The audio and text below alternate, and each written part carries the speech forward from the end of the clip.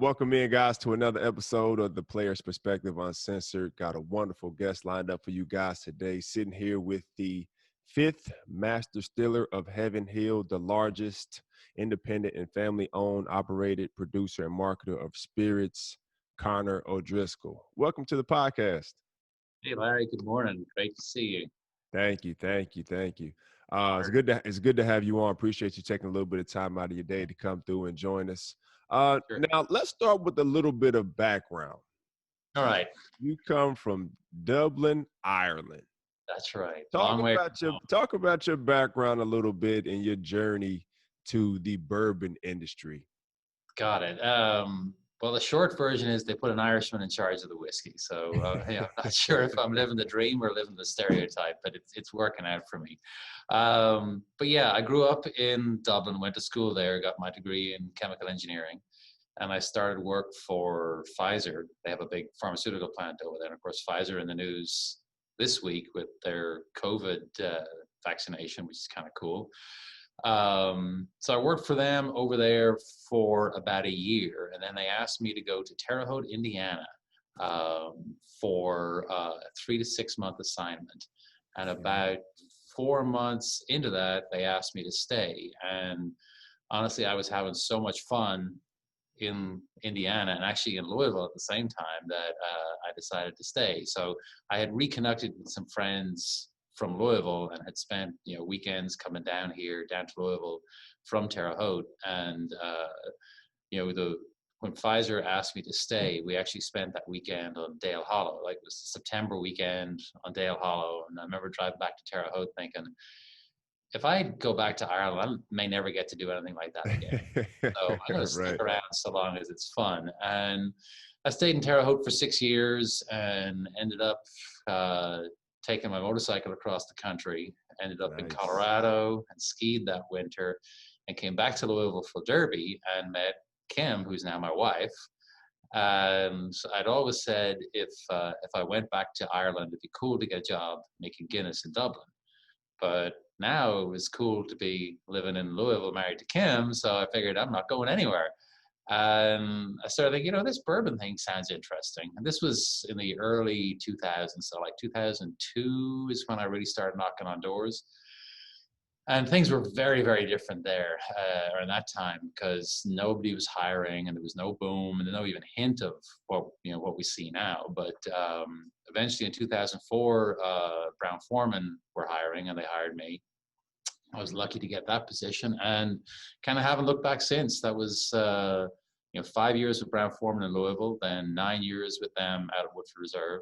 I left there the summer of 17 and joined Angel's Envy for about a year and a half. And then I joined Heaven Hill at the start of January 19. So I've almost been here 2 years, and it's been a fast 16, 17 years, but a ton of fun.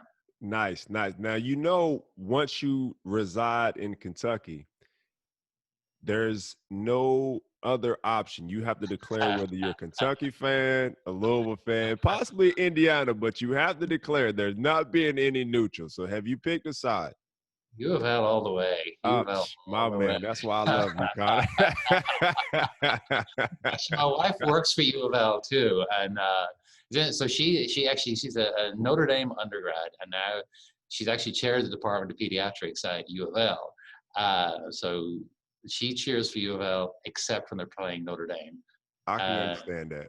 As an Irishman, I have to cheer for Notre Dame then too. But yeah, other than Notre Dame, it's Cardinals all the way.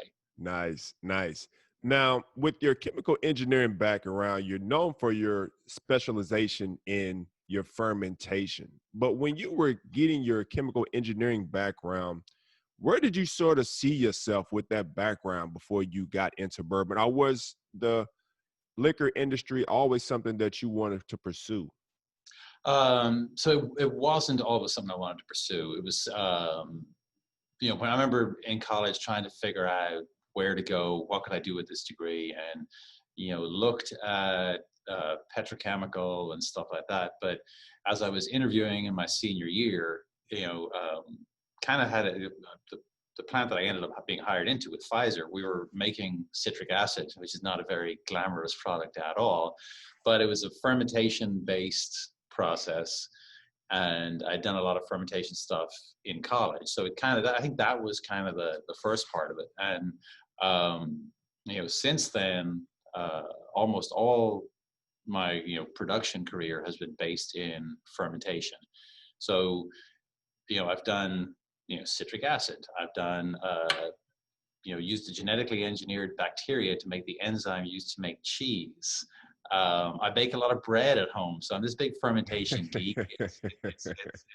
It kind of resonates with me. I like it a lot, but I was just thinking about this yesterday as I was walking around the distillery. Like every time I look in a fermenter and watch it bubbling away, it never gets old. I've been looking in fermenters at bourbon fermenters for 16, 17 years now. And every time I see it bubbling, it's like, this is just the coolest thing.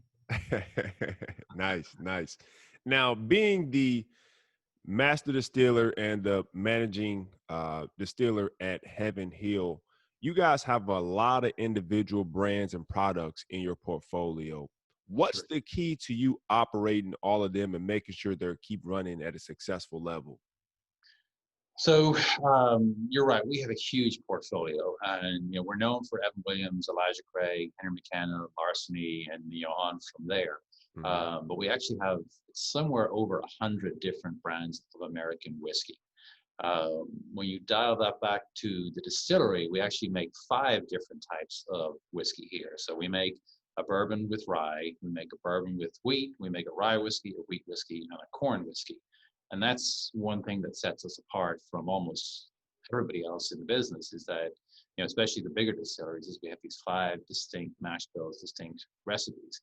So when the biggest volume of those is what we call HH Reg, Heaven Hill Regular. It's got 78% corn, 10% rye, and 12% malted barley. So you see, everybody knows our recipe now. But that's what ends up being Evan Williams, Elijah Craig, Henry McKenna, and a host of other stuff as well. So when we make the whiskey, when we ferment and distill one of those mash bills, we're not making a brand per se. We're making that distillate, and our goal is to make it as high quality and as consistent as possible. And then the distillate is put into new charred white oak barrels and put away in one of our now 61 warehouses. We're building a new barrel warehouse every 6 months. And it's put away into those, and we have 6 different warehouse sites. We have 7 warehouses across the street from us here in downtown Louisville, and then the rest of them are all down around Bardstown. And they're different sizes and different designs in different parts of the country and all that. So as we put these barrels away, we're strategic about, if, let's say we're making wheated bourbon today, it's probably going to become Larceny or Old Fitz. Larceny is typically in that kind of 6-7-year-old window when it's bottled, although we don't put an age statement on it. And Old Fitz is typically 13 to 15, 10 to 15 years, depending on how it matures. So we know that we're going to put some of this wheated bourbon distillate in warehouses that are good for aging whiskey for a long time, and we're going to put some in warehouses that are good for making Larceny. So we can be strategic like that. And so what we do is we basically leverage our 61 warehouses on our 6 sites and our 1.9 million barrel inventory to kind of design and the brands as they mature. Nice. Now, when they stored, is there some sort of, layout or design with the way the sun rises and sets and how it affects the process of maturation with the bourbon in the barrels? So it's not so much how the sun rises and sets, but design of the warehouse is important. It's critical even. And some distilleries use palletized, some use rick houses, the open rick houses we call them. Our house style, if you will, is open rick houses. So we roll the barrels in, they're on the side, they're stacked, and the ricks are 3 high, and some of our warehouses are 12 stories high, some are single story. And the one design feature for maturation that you want in a barrel warehouse is good airflow. You don't want stagnant airflow where humidity can build up, because humidity can lead to like mold growth, and Mhm. that can make the whiskey taste moldy and musty. Or almost even worse, it can cause rust on the hoops of the barrels and cause them to fail. Mhm. The hoops will rust through, and of course, the barrel has no screws or nails or glue in it. It's just all compression fits. So when the hoops fail, the barrel fails, Right. and you've lost everything. So good airflow, and that obviously promotes the angel share. And when some of the whiskey evaporates out of the barrel, oxygen comes in, and that triggers a lot of the maturation reactions, and leads to the rich, smooth flavor profiles we all know and love. Now, I read that you guys fill over 1,300 barrels a day. That is true. That's right. And you hold over 1.5 million barrels in all of your warehouses. That's Now, right. with that many coming in each day, do you bottle and empty just as many, if not more, each day? And how many bottles do you make per day? Do you bottle products? Do you bottle a day? So we're making, like you said, 1,300 up to 1,400 barrels a day, and putting those away. And at the same time, we're dumping fewer barrels than we are putting away, and that's why we have to build these new warehouses every 6 months. So we're planning. We're not looking at this growth as a boom anymore. We're looking at a sustained growth, and we are planning on being here for the long haul. Heaven Hill's been around. Next month it'll be 85 years. We're celebrating our 85th birthday next year, or next month rather.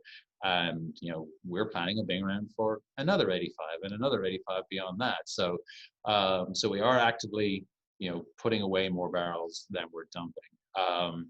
As to how many bottles we fill every day, I honestly don't know, but it's a lot. If you ever get to see our bottling lines are incredible, state of the art, highly automated with really well trained teams on them, and we have this automated warehousing system.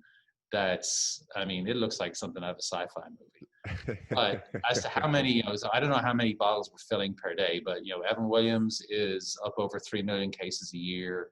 Elijah Craig is over 300,000 cases. Larceny is coming up on that number too. Um, and then we have multiply that by 100 brands, and then all the other the vodkas and rums and everything else that Heaven Hill uh, bottle. It's a huge number.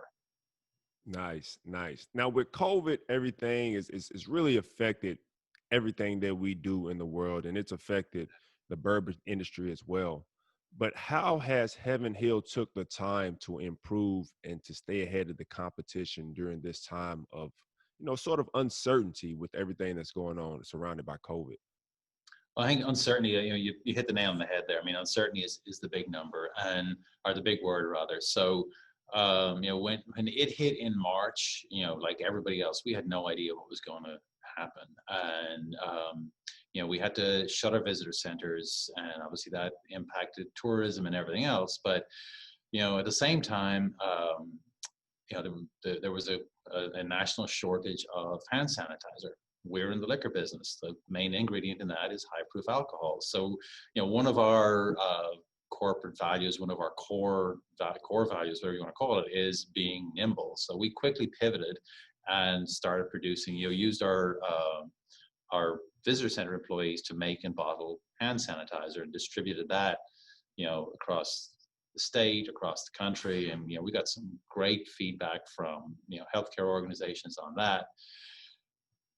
So meanwhile, then bars and restaurants close, and we're like, well, that's a huge chunk of our business. Well, how is that going to impact us? Well, as people couldn't go out to drink, they stayed home to drink, and people are big fans of Evan Williams and Elijah Craig, so those sales went through the roof. So now we had to up our production on the bottling line. So the big dilemma was, how do you increase production but keep our own people safe? Right. So we had literally just hired a new health and safety manager like the 1st of March, and then COVID hit. So poor Dustin's been in it up to his eyeballs since his first day at the company. But you know, he has led us really well through this, and you know, the whole company has been, you know, very very focused on keeping people safe. So you know, our office folks are mostly working from home. On the lines, you know, we're wearing masks, we're social distancing. We've put up, I don't know how many hundreds of miles of plexiglass to keep people, you know, socially distant and stuff like that. And I mentioned that high-speed line that we have. We installed it and commissioned it over this summer. So COVID hits, bottling demand spikes. You're putting a new line in. You're hiring new people. You're trying to keep them safe. So again, like I said, one of our core values is being nimble. You know, we lived it every hour, every minute, every day, and you know, knock on wood, so far we've been successful. We've had some people with COVID. You know, we've had to quarantine a bunch of people, but again, we got a great team across. From start to finish, top to bottom, we have a great team, and people just they adapt and they overcome. Now, the cool part for me when I think about master distillers, I think about somebody that's going around the warehouses and that's taking samples out of the barrels and that's wafting, you know, the maturation of the bourbon to see if it's ready, tasting it. And so that's what I think about when I think of master distiller. And I know you guys have a ton of other obligations that comes as part of the job, but you know, I think that's the cool part. So when it comes to really training your palate and training your nose to tell if a bourbon is mature or if it's ready enough. Typically, how long did it take you to get to that point, and what is the key to having a consistent taste in your product? Great question. So it is a learned skill. I mean, I'll taste new whiskey now, and you know, I kind of enjoy the taste of new whiskey, but it's nothing I'm going to go home and pour a nice glass of new whiskey, because it's raw and it's rough and it's not matured at all. But you know, the first time I tasted, I was like, what is this nasty stuff? But now I've learned that, okay, this is good new make. I can pick up these fruit notes, these floral notes, these grain notes. I can, you know, if there's a defect in there from, you know, the fermentation or whatever, you know, it can pick that up. So obviously the more fun end of it, like you said, is tasting mature whiskey. And again, it's a practice thing. And you know, when I do tastings with consumers, people tend to get you know, kind of overwhelmed, and what if I taste the wrong thing? What if I say the wrong thing? So, you know, it's like, chill, we're drinking whiskey here, you know? Right. Just first off, relax, we're drinking whiskey. And, you know, if you're new to it, just take it easy. I mean, does it taste like good whiskey? Is this something that is pleasurable for you to drink? And, you know, and obviously it should be. And, you know, you can drink it on the rocks, you can add water to it. You know, if you're trying to learn how to taste whiskey, it's best to do it, you know, either neat or slightly watered down with water or ice. You know, you don't want to put Coke in it or something like that, because that's just going to obliterate the flavor of the whiskey. But again, you know, practice, practice, practice.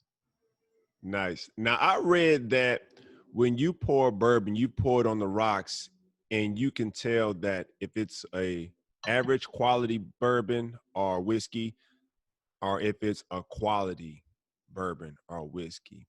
What goes into that? What are some of the things that you look for, and what does specifically pouring it on the ice help do to distinguish, you know, between the good and the bad, or good and the average or bad bourbon Got or it. whiskey?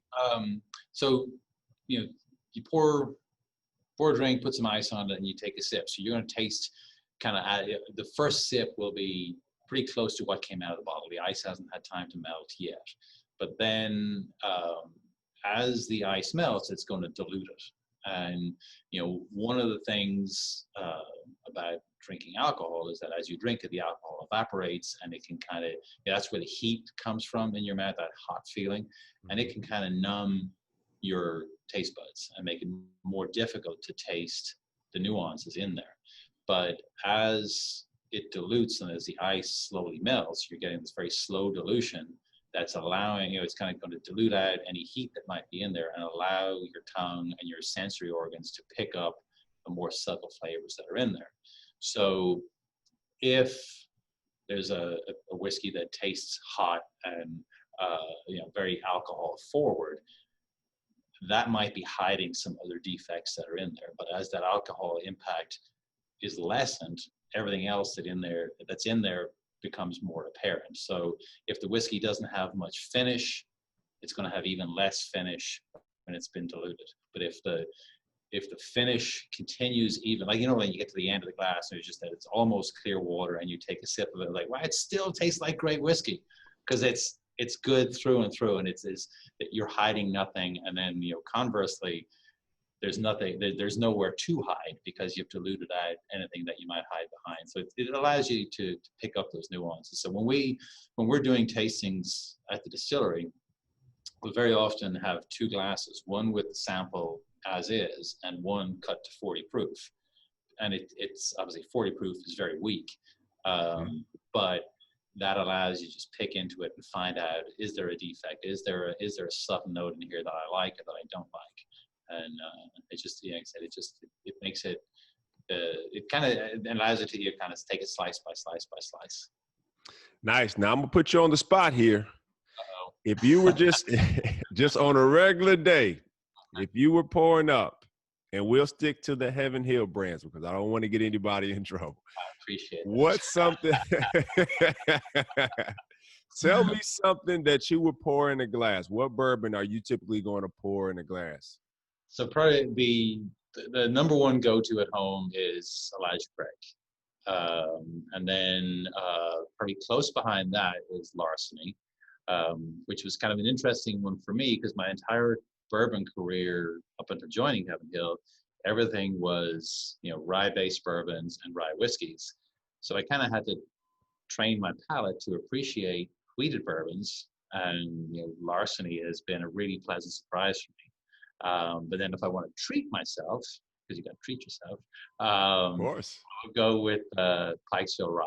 That's 6-year-old 110 proof whiskey, and it's of our entire portfolio, that's probably my favorite one. It's not widely available, but it's not hard to find. Although the more I yap about it, probably people are like, I need to try that. I'm definitely going to write it down. Pikeville Rye. Pikesville Rye, 6 years old, 110 proof. It's a delicious whiskey, and but the go-to is typically, like I said, Elijah Craig. If I want to make a cocktail, Elijah Craig makes a great old-fashioned. It makes a really good Manhattan. Pikesville makes a fantastic Manhattan. But yeah, Elijah Craig it's a great daily drinker. 94 proof, big, rich, smooth, great on the rocks, great in a cocktail. Nice. Now, is there a range of years that you prefer in your whiskeys or your bourbon? Like me personally, I sort of find myself drifting between that 8 to 12 year maturation period. That's typically what my palates have come to like. I like other ones as well, but just typically I find myself, the bourbons that I really enjoy are usually between those age ranges. Is there an age range for you that you prefer, or you just prefer just to have a nice bourbon whiskey, whichever the age range? It's kind of which is chicken or egg there. I like a nice, well-matured whiskey, which often happens to be 8 to 12 years old. So we agree on that one. Bourbon, has to be at least 2 years. If you don't want to put an age statement, it's got to be 4. So there are tons of great 4 to 5-year-old whiskeys out there. Evan Williams being a great example. But as you get into that 8 to 12-year window, that's where kind of all the black magic of maturation kind of comes together. What's been pulled out of the barrel, what's been oxidized with angel share, et cetera, all that long, slow flavor chemistry kind of just is hitting its peak in that 8 to 12-year window. There are great whiskeys that are older than 12, but you get much past 12, then you've really got to start managing the maturation properly, because you can overage a bourbon and end up with something that might have a big fat age statement on it, but it tastes like a dirty old stick. But, 8 to 12 years is kind of the sweet spot. Nice. Last question before we're going to let you get out here. And I want to talk about distribution, because with the boom of bourbon and the allocations of bourbon, a lot of bourbons are really hard to find, especially in rare releases. And so how do you sort of go in determining where your distributions go, especially for your rare release bourbons? How do you determine the distribution and where those are put on the market? So it's there. I mentioned black magic of the maturation. There's more black arts that go into that too as well. So the the really rare ones like the old Fitzes, they will typically go to our visitor centers first, and then it kind of gets into this sales and marketing algorithm that what markets decline that. That was my boss calling me. Okay, I'll call him later. Um, what markets is this style of whiskey strong in? Where are we seeing good demand for before? We brought out Elijah Craig Rye in 7 states, and it was very complex marketing speak that went into that. Somebody explained it to me, and I've forgotten most of it. But as we bring out new stuff like that, we want to bring it out in a place where we hope it will be successful, where there are people who will appreciate it, and where we can kind of get a good foothold in the marketplace, and then build out from there. But the chasing unicorns part of it. I mean, that is a challenge, because we would love to have enough 13-year-old old Fitz that everybody could get a bottle, but there's just not that much 13-year-old old Fitz laying Right. around anymore. But what I often tell people who are like disappointed that they can't get this special edition or that special edition is that our portfolio is so deep and so broad that if you can get hold of an old Fitz or a Parker's Heritage Collection, or one of the more rare and harder to get ones, great, grab it. But there's all this other great stuff out there that we make and that other people make too. But so don't be, if you can't get the unicorn, we got, some really fine thoroughbreds that you can have instead. Right, right. And a lot of times, just listening to a lot of people in the bourbon or whiskey community, everybody talks about relationships. Everything's about relationships, and it just building upon, relationships with people over the years. And that helps you, with a lot of things, whether it be getting a distribution or just being able to just find a rare allocated bourbon. And so that's one thing that I've sort of tried to take in a hold to, just getting to know store owners, getting to know people. And you never know that, when an allocation comes in, man, they might hold it for you, give you a call. Hey, we got such and such in. We thought about you. We knew that you love to come in. You shop all the time. So that's one thing that That's I've. a really good point, and I'm glad you've made that, because there's so many like mom and pop liquor stores out there where you know you walk around the corner and you talk to the guy or the gal who owns the store in your neighborhood, and hey, they're a bourbon fan and you're a bourbon fan, and like you said, next thing you know, they've got the special edition, just under the shelf for you, and I sold all the others, but here you go, Larry. Right, right, right. Well, Conor, I appreciate you taking a little bit of time out of your day to come through and talk to us on the podcast. You dropped a I ton of appreciate it. gems on us. I remember watching you in Freedom Hall, and I enjoyed every minute of it. So thank you for that, and it's great to meet you in person. Thank you. It's great to meet you. Lauren, thank you for setting it up. Appreciate you getting us together. And that's it. We'll have this out probably. I have a few coming out here in the next